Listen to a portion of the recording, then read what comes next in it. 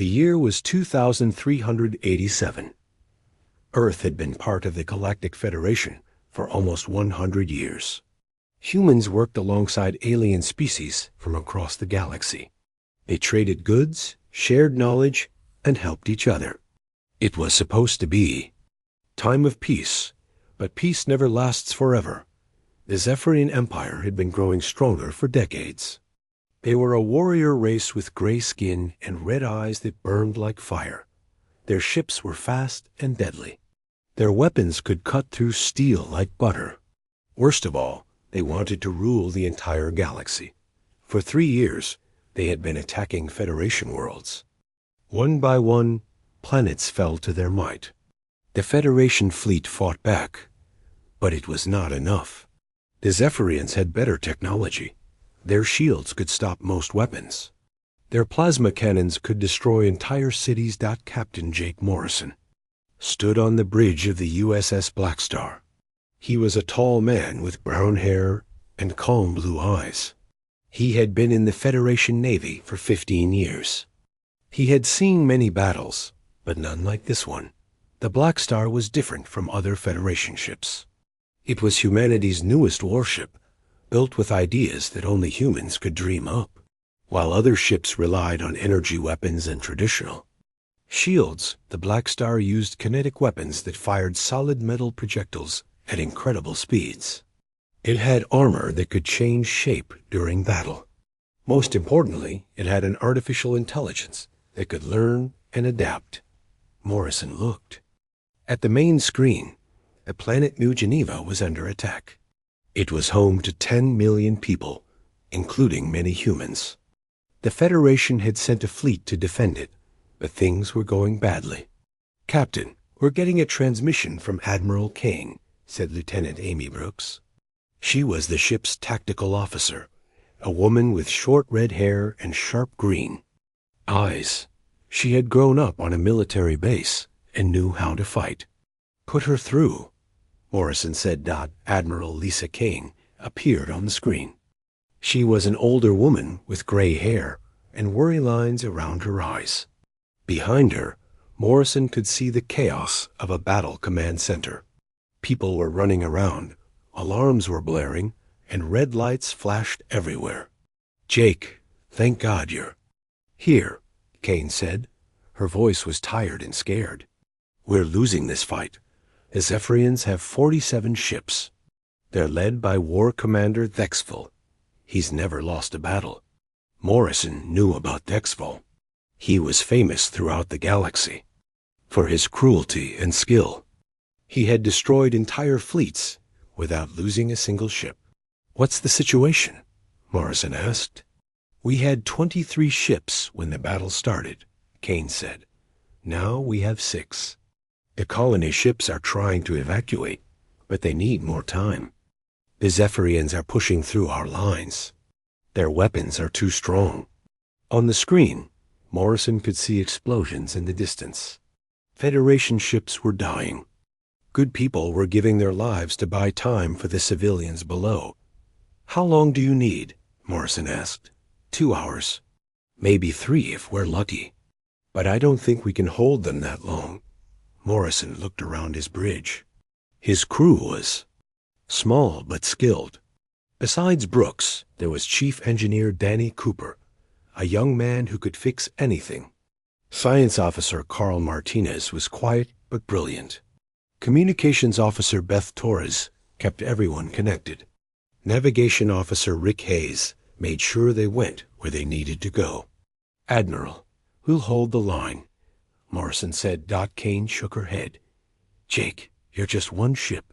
Even the Blackstar can't fight an entire fleet."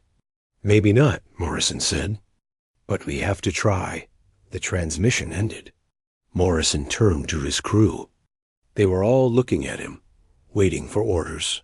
He could see fear in their eyes, but also determination. They were human. They did not give up easily. "Danny, how are our weapons?" Morrison asked. Cooper checked his instruments. "All rail guns are ready, Captain. The main cannon is charged and ready to fire. Our armor is in adaptive mode. Amy, What do you think about their formation? Brooks studied the tactical display. They're using a standard attack pattern. 3 groups of ships in a triangle formation. Very organized, but maybe too organized. If we can break their formation, we might have a chance. Martinez spoke up. Captain, I've been studying their previous battles. They always use the same tactics. They rely on their central command ship to coordinate everything. If we can disrupt that, we might have a chance, Morrison finished. Good work, Carl. The Blackstar moved through space toward the battle. Behind them, the evacuation ships were loading as many people as they could. Families were being separated. Children were crying. But they were alive, and Morrison was going to keep it that way. Captain, we're approaching the battle zone, Hayes reported. Morrison could see the enemy fleet on the main screen. 47 ships, all bigger than the Blackstar. They moved in perfect formation, like a deadly dance. At the center was the command ship, twice as large as the others. They've noticed us, Brooks said. 3 ships are breaking off to intercept. Morrison smiled. Just 3? They don't think much of us. Should we retreat and try to flank them? Torres asked. No, Morrison said. We go straight at them. Show them what humans can do. The 3 Zephyrian ships moved toward the Blackstar. They were sleek and deadly, with weapons that glowed with purple energy. Morrison had seen those weapons destroy Federation ships in seconds. All hands, this is the captain, Morrison announced over the ship's communication system. We're about to engage the enemy. This is what we trained for. Remember, we're not just fighting for the Federation. We're fighting for humanity. Show them what we're made of. A battle was about to begin. The 3 Zephyrian ships moved toward the Blackstar, like hunters closing in on prey. War Commander Vexful watched from his command ship, his red eyes glowing with confidence. He had destroyed thousands of ships in his career. One more would not matter. Destroyer Wing 7, eliminate the human vessel, he commanded through the communication system. His voice was deep and harsh, like grinding metal. Make it quick. We have a planet to conquer. The lead Zephyrian ship was twice the size of the Blackstar. Its hull was dark blue with silver markings that showed the crew's battle victories. Purple energy crackled along its weapon arrays. The ship's captain, Sub-Commander Vexstar, had destroyed 12 Federation ships in the past month. Alone. Human vessel, you will surrender now or be destroyed. Vexstar transmitted to the Blackstar. Morrison looked at his crew. They were all at their stations, hands steady on their controls. He could see the determination in their eyes. They were scared, but they were ready. Amy, target their lead ship, Morrison ordered. Danny, give me full power to the railguns. Brooks worked at her station, her fingers flying over the controls. Target locked, Captain. Range is 50,000 kilometers and closing.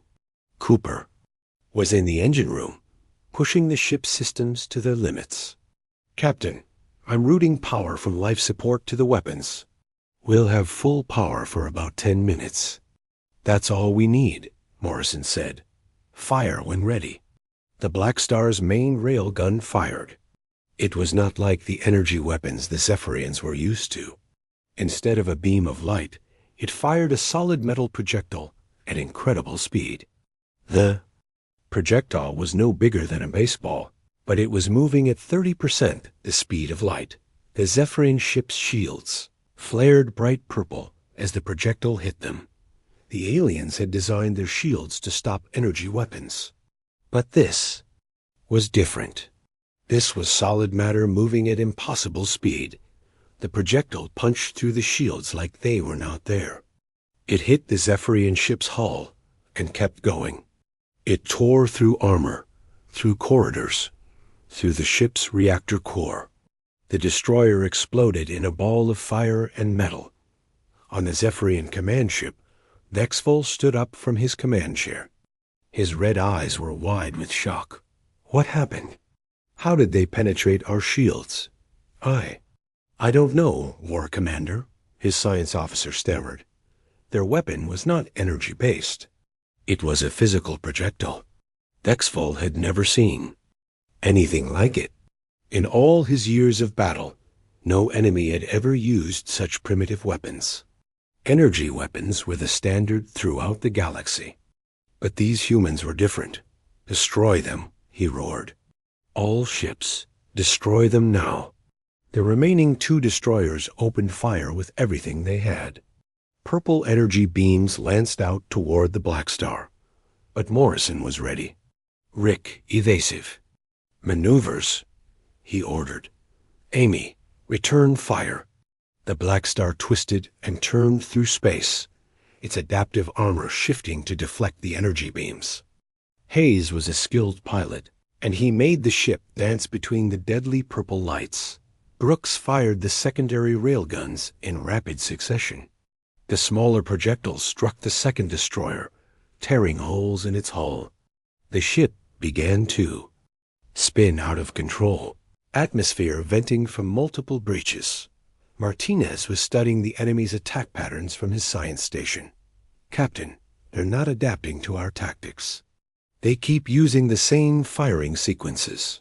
That's because they've never had to adapt, Morrison said. They've always had superior technology. They don't know how to fight when that advantage is gone. The third destroyer tried to ram the Blackstar. It was a desperate move, but the Zephyrian captain thought he could take the human ship with him. He was wrong. Cooper had been working on the armor systems. Captain, I've got an idea. What if we let them hit us? Are you crazy? Torres asked from her station. Maybe, Cooper said with a grin, but the armor can reshape itself. If we time it right, ...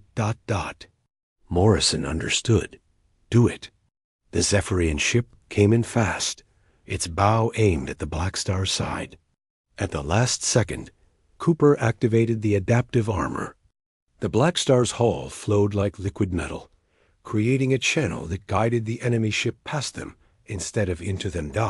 As the destroyer slid past, Brooks fired the main railgun at point-blank range. The projectile went straight through the enemy ship from bow to stern. The destroyer broke apart like a toy dot in less than 5 minutes. The Blackstar had destroyed 3 Zephyrian ships. Across the galaxy, no Federation vessel had ever achieved such a victory. Dexval could not believe what he was seeing. His best ships, his most experienced crews, destroyed by a single human vessel. It was impossible. It was humiliating. How are they doing this? He demanded. His tactical officer studied the sensor readings. Their weapons are completely different from ours. They use kinetic energy instead of plasma. Our shields are not designed to stop solid projectiles. Then adapt our tactics. Dexval snarled. I don't know how, War Commander. This is not in our training. And that was the problem. The Zephyrians had relied on their technological advantage for so long that they had forgotten how to think creatively. They followed their training, used their standard tactics, and expected to win through superior firepower. But humans were different. They adapted. They improvised. They found new ways to use old ideas. Morrison looked at the tactical display. The 3 destroyers were gone, but 44 ships remained. The odds were still impossible, but they had proved something important. The Zephyrians could be beaten. All stations report, Morrison ordered. Weapons are functioning normally. Brooks reported. We've used about 20% of our ammunition. Engines are running hot but stable, Cooper said. I can give you everything you need, Captain. Sensors are picking up movement in the main fleet, Martinez added. They're changing formation. I think we got their attention. Morrison nodded. The first phase of the battle was over. Now came the hard part. They had to face the entire Zephyrian fleet, and Dexval would not underestimate them again. Beth, send a message to Admiral Kane, Morrison ordered. Tell her we're engaging the main fleet. And Beth? Yes, Captain? Tell her that humans don't give up. The Blackstar turned toward the enemy fleet. Behind them, the evacuation ships continued their desperate work. Every minute the Blackstar could hold the line meant more lives saved. Morrison looked at his crew. They were still scared, but now they were also proud. They had done something no one thought possible. They had beaten the Zephyrians at their own game. Ready for round 2? Morrison asked. His crew smiled. They were ready for anything. War Commander Thexval was furious. His red eyes burned brighter than ever as he stared at the tactical display. 3 of his best ships had been destroyed by a single human vessel. It was unthinkable. It was an insult to everything he believed. I want that ship destroyed, he told his fleet. All ships, attack Formation Delta. Surround them. Use everything we have. 20 ships moved toward the Blackstar. They spread out in a wide circle, trying to attack from all directions at once. Thexval was not going to make the same mistake twice. He would use overwhelming force. Morrison watched the enemy ships closing. The Blackstar was alone in the middle of space, surrounded by enemies. Most captains would have tried to run. But Morrison was not most captains. Spartan, are you ready? He asked. Yes, Captain, came the reply from the ship's artificial intelligence. The voice was calm and female, chosen to sound friendly to the human crew. But Spartan was more than just a voice.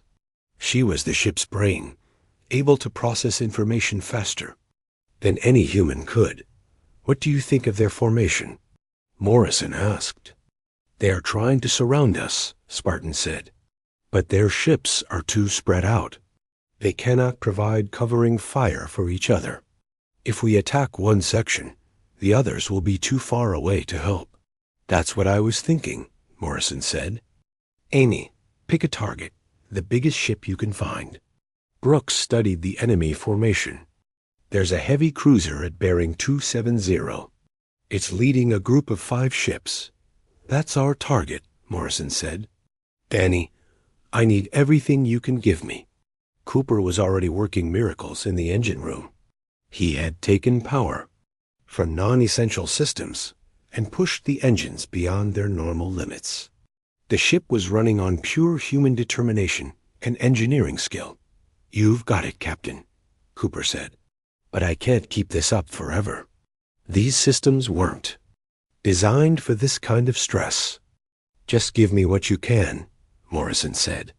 Rick, take us straight at that cruiser. Full speed. The Blackstar accelerated toward the enemy formation. The Zephyrian ships opened fire, filling space with purple energy beams. But the human ship was fast and unpredictable. Haze twisted and turned, making the ship dance between the deadly lights. They're trying to box us in, Brooks reported. If we stay on this course, we'll fly right into their trap. Good, Morrison said. That's exactly what we want them to think. The Blackstar flew straight toward the heavy cruiser. The Zephyrian captain was confident. The human ship was flying into a trap. There was no way it could escape. But at the last second, Morrison gave a new order. Danny, emergency stop. Amy, fire everything. Cooper reversed the engines at full power. The Blackstar stopped so suddenly that the crew was thrown against their restraints. The sudden stop was impossible for most ships, but the Blackstar's adaptive systems allowed it. The Zephyrian ships had been moving to intercept the Blackstar's projected course. When the human ship stopped, they flew right past it, exposing their weak rear sections. Brooks did not waste the opportunity. The main railgun fired, followed by all the secondary weapons. The heavy cruiser took a direct hit to its engine section. The ship exploded in a brilliant fireball. The other 4 ships in the group tried to turn around, but they were moving too fast. Before they could change course, the Blackstar fired again. 2 more destroyers died in seconds. Impossible. Thexval roared from his command ship. How are they doing this?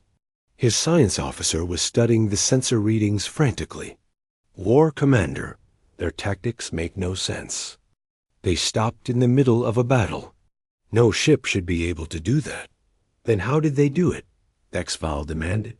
I don't know, the science officer admitted. Their technology is different from ours. They seem to be able to adapt their ship systems in real time. Dexval was learning what many enemies had discovered over the centuries. Humans were dangerous because they did not follow the rules. They improvised. They found new ways to use old tools. They turned weaknesses into strengths. Martinez was monitoring the enemy communications from his station. Captain, I'm picking up chatter from their fleet. They're confused. They don't know how to respond to our tactics. That's because they're used to fighting by the book, Morrison said. They follow procedures. We make it up as we go along. The battle continued. The Blackstar twisted and turned through space, striking at the enemy fleet like a wolf among sheep. Every time the Zephyrians thought they had the human ship trapped, it did something unexpected.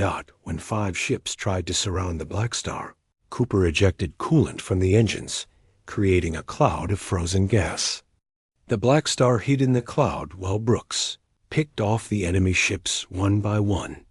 When a group of destroyers tried to ram the ship, Hayes flew the Blackstar between 2 of them, causing them to crash into each other instead. When the enemy tried to jam their communications, Torres used the ship's hull as a giant antenna, boosting their signal strength beyond anything the Zephyrians had seen. Each victory was small, but they were adding up. The Zephyrian fleet was losing ships steadily. More importantly, they were losing confidence. War Commander, his tactical officer said nervously, perhaps we should retreat and regroup. Exval turned on him with fury. Retreat? I have never retreated from any battle. I will not be defeated by a single human ship. But even as he spoke, Dexval was beginning to doubt himself. He had fought hundreds of battles against dozens of species. He had always won through superior technology and disciplined tactics. But the humans were different. They did not fight like anyone else. The Blackstar's crew was working like a machine. Cooper kept the engines running far beyond their design limits. Brooks found new ways to use their weapons with every shot. Martinez predicted the enemy's moves before they made them. Hayes flew the ship like it was part of his own body, and Morrison held them all together. He made decisions in seconds that other captains would need minutes to consider. He trusted his crew completely, and they trusted him. Captain, Brooks said, I'm reading a massive energy buildup from their command ship. I think they're charging some kind of super weapon. Morrison looked at the tactical display. Dexval's command ship was twice the size of any other vessel in the fleet. If it had a super weapon, it could destroy the Blackstar in one shot. How long until it's ready? Morrison asked. 3 minutes, maybe 4. Brooks said. Morrison made a decision that would have seemed insane to any other captain. Rick set course for the command ship. We're going to ram it, sir. Hayes asked, not sure he had heard correctly. You heard me. Full speed, straight at their command ship. The Blackstar turned toward the massive enemy vessel. The crew knew it was a desperate move, but they also knew their captain had not let them down yet. Danny, I need everything you can give me, Morrison said. Amy, prepare for close-range combat. We're going to board that ship. The Blackstar accelerated toward the command ship. The final phase of the battle was about to begin. The Blackstar raced toward the massive Zephyrian command ship. Dexval watched in disbelief as the human vessel came straight at him. No captain had ever dared to attack his flagship directly. They're going to ram us, his tactical officer shouted. Impossible, Dexval said. They would be destroyed in the impact. But Morrison had no intention of destroying his ship. He had a different plan, one that only humans would be crazy enough to try. Danny, how are those modifications coming? Morrison asked over the communication system. Cooper was working frantically in the engine room. He had been changing the ship's systems during the battle, turning them into something no engineer had ever imagined. "Almost ready, Captain, but I'm not sure this will work." "It'll work," Morrison said. "It has to." The Blackstar was only seconds away from impact. Every gun on the command ship was firing at them. Purple energy beams filled space around the human vessel, but Hayes was flying like a man possessed, dodging between the deadly lights. "Brace for impact." Morrison ordered Dot at the last second. Cooper activated his modifications.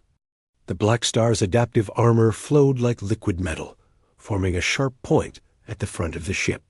The armor was designed to change shape during battle, but Cooper had pushed it far beyond its normal limits. The Blackstar hit the command. Ship's shields at full speed. The purple energy field flared and crackled, but the ship's pointed armor pierced through like a needle through cloth. The Blackstar buried itself deep in the command ship's hull. Exval was thrown from his command chair as his ship shuddered under the impact. Alarms were blaring everywhere. His crew was shouting in panic. "Damage report," he demanded.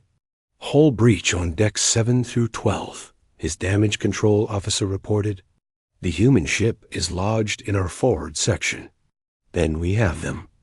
"Trapped," Exval said. "Seal off those sections. Let them suffocate in space." But Morrison was not finished. "Amy, activate the boarding protocol. Danny, open the airlock." The Blackstar's crew had prepared for this moment. They had trained for boarding actions, but never anything like this. They were going to invade an enemy ship while it was still. Fighting .20 Federation Marines were waiting in the Blackstar's cargo bay. They were led by Sergeant Mike Torres, Beth's brother. He was a tough man who had fought in ground battles across the galaxy. "Remember," Morrison told them over the communication system, "we're not just trying to capture this ship. We're trying to end this battle. Take out their command center, and the whole fleet will fall apart."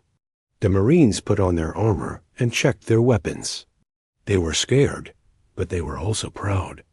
They were about to do something that had never been done before Dot Cooper opened the airlock between the two ships. The Blackstar's hull had cut deep into the command ship, creating a tunnel between them. The Marines rushed through, their boots clanging on the metal deck.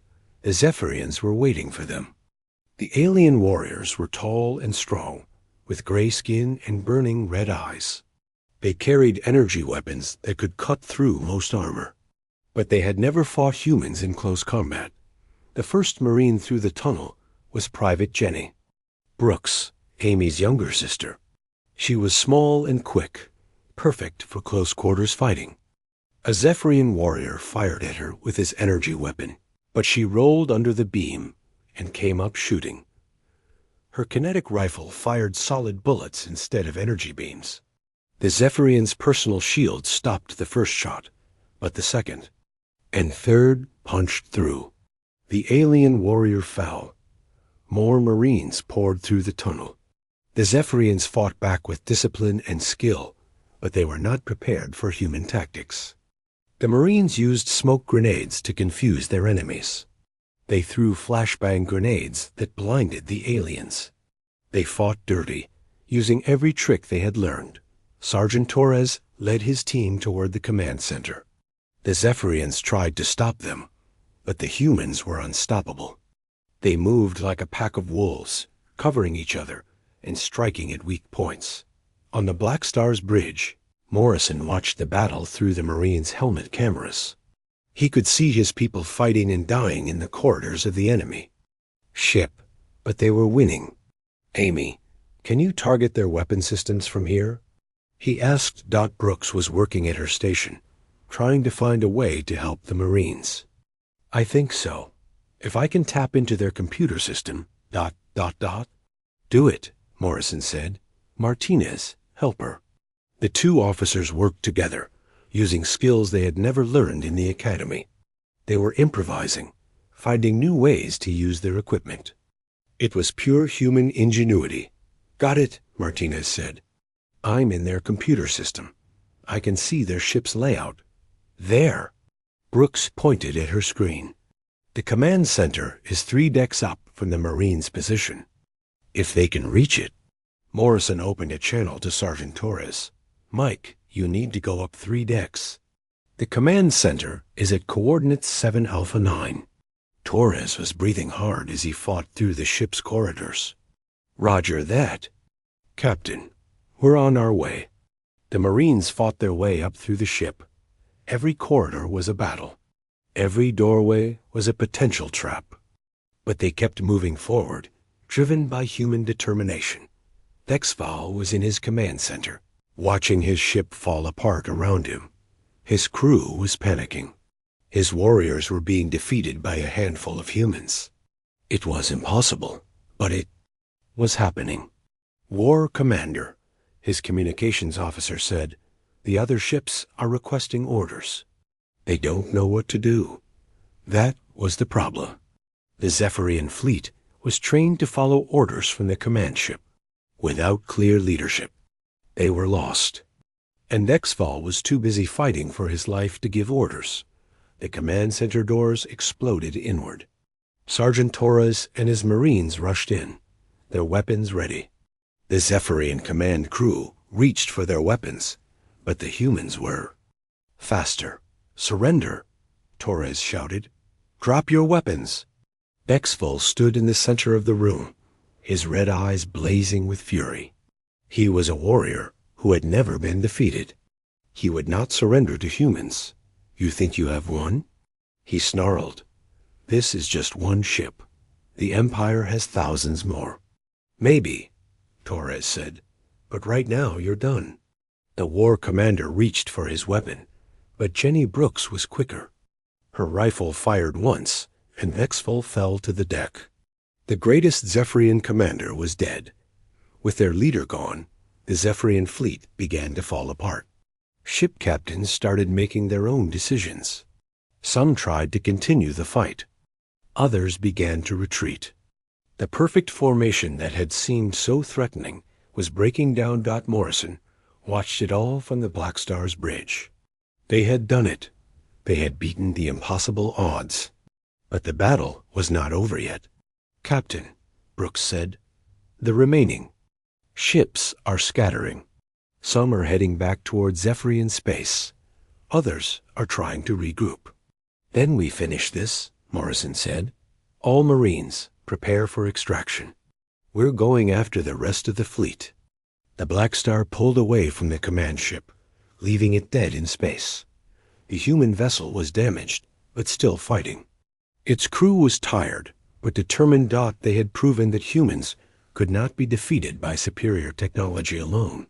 They had shown that creativity and determination could overcome any obstacle. The final phase of the battle was about to begin. The Zephyrian fleet was in chaos.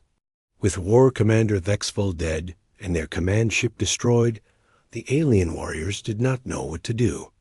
They had been trained to follow orders, not to think for themselves. Captain Morrison watched the enemy ships on his tactical display. Some were trying to flee back to Zephyrian space. Others were attempting to regroup for another attack. A few were just floating in space, their crews too shocked to move. "Amy, how many ships are left?" Morrison asked. Brooks counted the contacts on her screen. 23 ships, Captain. But they're scattered across the system. They're not working together anymore. "That's our advantage," Morrison said. "Spartan, can you calculate attack patterns for individual ships?" The ship's artificial intelligence responded immediately. "Yes, Captain. Without central coordination, each ship will fall back on standard combat procedures. I can predict their moves with 92% accuracy." Morrison looked at his crew. They were tired, but they were not finished. The battle had been going on for hours, and they had been fighting impossible odds. But they were still alive, and they were still fighting. "Danny, how are our systems holding up?" Morrison asked. Cooper's voice came from the engine room. "We're running on fumes, Captain. The engines are way past their safety limits. The weapons are overheating. And we're down to about 30% of our ammunition." "But we're still fighting," Morrison said. "That's what matters." The Blackstar moved toward the nearest group of enemy ships. There were 5 destroyers trying to form a defensive formation. But without orders from their command ship, they were just guessing at what to do. "Rick, take us in fast," Morrison ordered. "Amy, target the lead ship." The Blackstar accelerated toward the enemy formation. The Zephyrian ships opened fire, but their aim was poor. They were scared and confused, not the disciplined warriors they had been at the start of the battle. The main railgun fired, and the lead destroyer exploded. The other 4 ships tried to scatter, but they were too slow. Brooks picked them off, one by one, using the ship's remaining ammunition carefully. "That's 5 down," Brooks reported. 18 to go. Morrison opened a channel to the surviving Federation ships. Admiral Kane's voice came through, weak but determined. "Jake, what's your status?" she asked. "We're still fighting, Admiral," Morrison said. "The enemy fleet is broken up. We can handle them if we work together." "Roger that," Kane said. "We have 3 ships left. We'll support you however we can." The remaining Federation ships were damaged, but they were still fighting.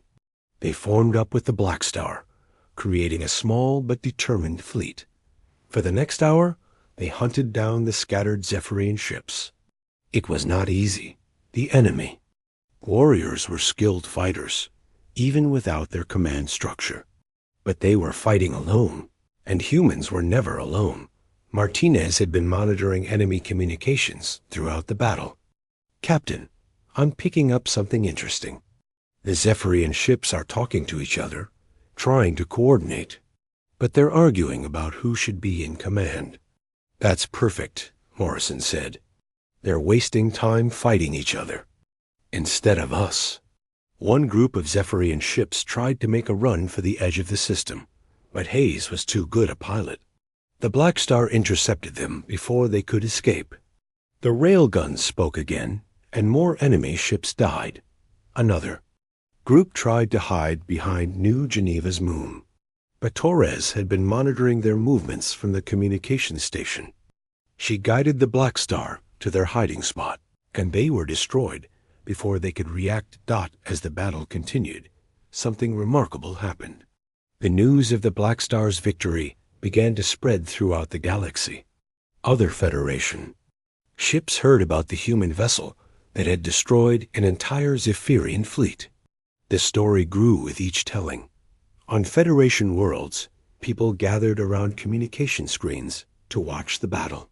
They saw a single human ship fighting against impossible odds. They saw creativity and determination defeating superior technology. They saw what humans could do when they refused to give up. The Zephyrian Empire was watching too. In their capital city, the High Command was in emergency session. They could not believe what they were seeing.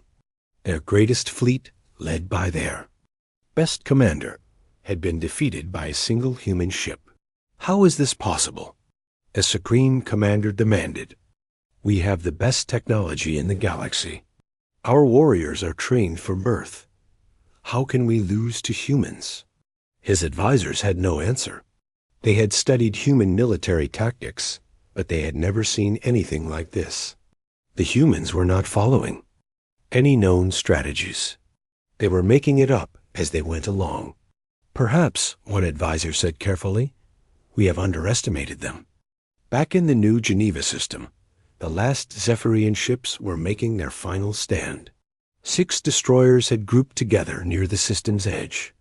Their captains had finally agreed on a leader, and they were trying to fight like the disciplined force they once were. But it was too late. The Blackstar and the surviving Federation ships surrounded them. The enemy was outnumbered and outfought. Their morale was broken, and their tactics were predictable. "This is Captain Morrison of the USS Blackstar," Morrison broadcast to the enemy ships. "You are surrounded. Surrender now, and your crews will be treated according to Federation law." There was a long silence. Then one of the Zephyrian captains responded, "We are warriors of the Empire. We do not surrender." "Then you will die as warriors," Morrison said sadly. "I'm sorry it has to end this way." The final battle was swift and brutal. The Zephyrian ships fought bravely, but they were no match for the combined Federation force. One by one, they were destroyed. The last ship tried to ram the Blackstar, but Hayes saw it coming and moved aside at the last second.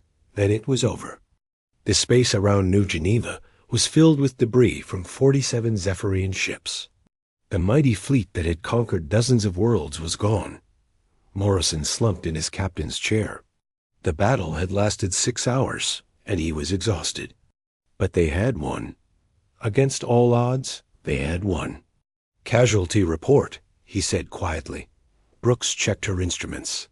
"We lost 8 Marines during the boarding action. Engineering section took some damage, but no fatalities. Medical Bay reports 12 wounded." It was a light casualty list, considering what they had faced. Morrison thought about the 8 Marines who had died. They had given their lives to save 10 million civilians on New Geneva. It was a trade any soldier would make, but that did not make it easier. "Danny, how's the ship?" Morrison asked. Cooper's voice was tired but proud. "She's beat up pretty bad, Captain. The engines need a complete overhaul. The main railgun is cracked and needs replacement. But she's still flying. That's all that matters," Morrison said. "Beth, open a channel to Admiral Kane." Admiral Kane appeared on the main screen. She looked older than she had 6 hours ago, but there was pride in her eyes. "Jake, I don't know how to thank you. You saved the entire system." "We all did it together, Admiral," Morrison said. "My crew, your ships, the Marines, it was a team effort." "The evacuation ships got everyone off the planet," Kane said. 10 million people owe their lives to you and your crew." Morrison looked around his bridge. His crew was exhausted, but they were smiling. They had done something impossible. They had proven that humans belonged in the galaxy as equals, not as junior partners. Over the following days, news of the Battle of New Geneva spread throughout the galaxy. The story grew with each telling, but the core truth remained the same. A single human ship had defeated an entire Zephyrian fleet through courage, creativity, and determination. Other Federation species began to look at humans differently. They had always respected human technology and industry. Now they respected human fighting spirit. Military academies across the galaxy began studying the Blackstar's tactics. The Zephyrian Empire was forced to reassess their expansion plans. They had lost their best fleet and their greatest commander. More importantly, they had lost their confidence. Every battle now carried the risk of facing another Blackstar moment. War Commander Thexfel's replacement was a cautious leader named Kekstar.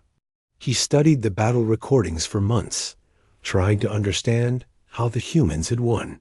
But the more he studied, the more confused he became.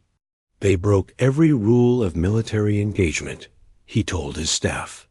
They used weapons that should not work. They employed tactics that make no sense. How do we fight an enemy that does not follow any logical pattern? His science officer had an answer. Perhaps, War Commander, logic is not their greatest strength. Perhaps their strength is the ability to abandon logic when necessary. It was a concept the Zephyrians could not understand. They were a warrior race that valued discipline and order above all else. The idea of fighting without a plan was foreign to them. Meanwhile, the USS Blackstar was undergoing repairs at a Federation shipyard.